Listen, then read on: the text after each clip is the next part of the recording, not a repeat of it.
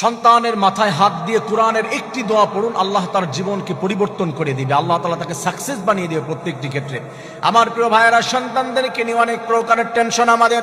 সন্তানকে নিয়ে অনেক স্বপ্ন আমাদের, সন্তানকে অনেক বড় করব, কিন্তু দেখা যায় কাঙ্ক্ষিত মানের ফলাফল সন্তান থেকে আমরা পাই না। সন্তান পড়াশোনা করতে পারে না, ব্যবসার ভিতরে ডেভেলপ করতে পারে না, বিভিন্ন দিক দিয়ে কমতি আমাদের যখন দেখা যায়, আল্লাহ তাআলা তার হাবিবের মাধ্যমে শিখিয়ে দিয়েছে, কুরআনুল কারীমের মধ্যে একটা দোয়া শিখিয়ে দিয়েছে।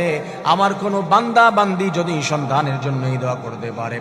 রব্বানা হাব লানা মিন আজওয়াজিনা ওয়া যুররিয়াতিনা কুররাতা আ'য়ুন ওয়াজআলনা